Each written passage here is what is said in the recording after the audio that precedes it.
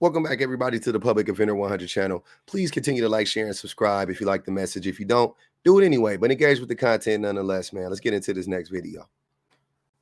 Just because you stay as a father doesn't mean you are a good father. You could be better than the father that abandoned the child, but it doesn't mean that you are automatically by default a good father.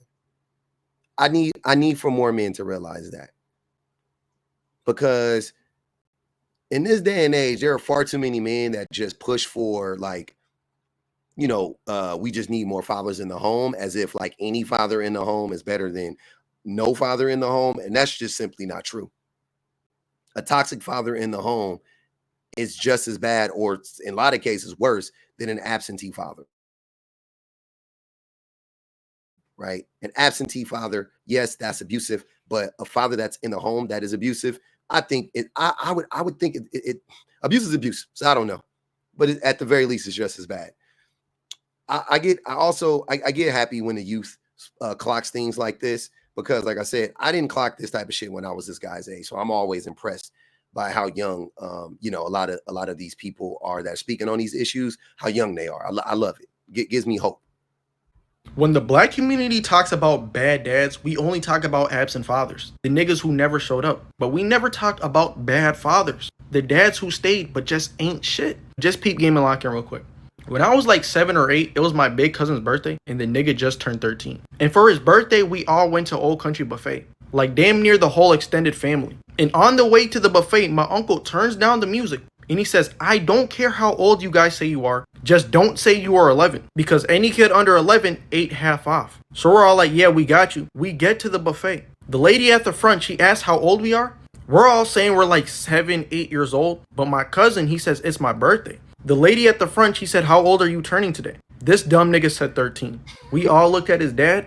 This nigga went from smiling to straight stone face. To this day, I still have never seen a nigga more mad in my life. And the entire time that we're eating at the buffet, this nigga don't say shit. He's just damn near mean mugging everybody. Mind you, it's his son's fucking birthday. And when we're leaving the buffet gave this nigga a cookie because it was his birthday. We're all walking to the car. My uncle says to my cousin, can you come here real quick? My cousin walks over there. This nigga slaps the shit out of him. Like this nigga falls on the floor, drops and breaks his cookie. That shit was straight up abuse. First of all, I'm gonna start with the last part first. That's the discipline that a lot of men be talking about when they be out here on some, like, you need a man there to discipline your kid. That's what they mean by discipline. Slapping the dog shit out of them. But yeah, men, just because you're in the home, fathers, just because you're in the home doesn't mean you're a good father. You could be abusive like this. I mean, physically abusive like this dad. You could be neglectful. You could, you could be causing the mom harm, which we know all leads to worse outcomes for the children. So you could be in the home being a whole terrorist, right? But a lot of y'all will be like, pat myself on the back because I'm here because my daddy wasn't there. Yeah, maybe you should leave too. maybe you should do like your dad. Like this is now all of a sudden you don't want to take after your daddy. Lead, like, men really need to get off of this. Like, this is a known phenomenon that men just believe that our presence is enough, that us just being there is enough to make the outcomes of the children better. I know I'm under the impression that men, when men talk about the outcomes of children, right? Men are often talking about like how good, how beneficial it is to have a father in the home. Okay. But they don't talk about why that is. They don't talk about the finances, right? Being like really like the biggest part of that is like money coming in, because it's hard for single women. It's hard for single women, single mothers to, make a substantial amount of money. It just is. So having a man in the home to financially stabilize a home is huge, right?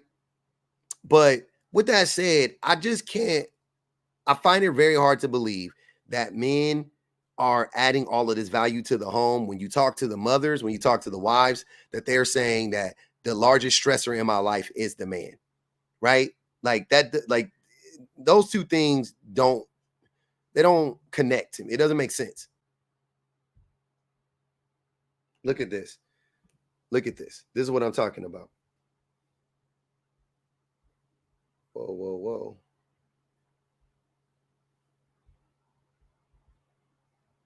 So it says, husbands are stressing women more than children, right? This is a poll conducted by Today. Middle-aged man jokes with his work friends saying, I love being a dad. I have 2 great kids, but my wife has 3. The group might laugh and allow the conversation to move on, but the truth is, many women today really do feel like they're left to parent their partners instead of relying on their support with the family. Left to play chef, chauffeur, teacher, nurse, maid, special events coordinator, and correctional officer, and plus sex slave. Many moms feel like they're always running out of steam, especially if they look outside of the home as well. It's not the kids, it's the hubby. Unfortunately for women, as demanding as motherhood could be, their husbands can have an even greater impact on their stress levels. In fact, a survey conducted by Today of over 7,000 moms, that's a pretty fucking big survey. 7,000 moms. 7,000 moms found that the average mom rates her stress levels an 8.5 out of 10. And 46% of women say their husbands are causing more stress than their kids. Wow. At this point, I don't know how many pieces of evidence do we need as men to see that we are stressing the hell out of these women, right? So just because you're in the home, Mr. Mom, Mr. Dad, whatever you want to call yourself, father, pop, whatever, just because you're in the home does not mean you're this great asset to your wife or to the kids. Outside of your money, what are you really contributing? Are you really lightening the load for your wife? Are you doing the things she needs you to do without her asking you? Are you proactively making decisions? Or are you reactively making decisions? Are you waiting for her to nag you, aka just tell you what you need to do? And then when she tells you, you're going to say she's nagging you? Or are you fucking taking initiative? Does she have to remind you 5 times to do the same thing? Does she have to and then fight you tooth and nail to get you to do the thing?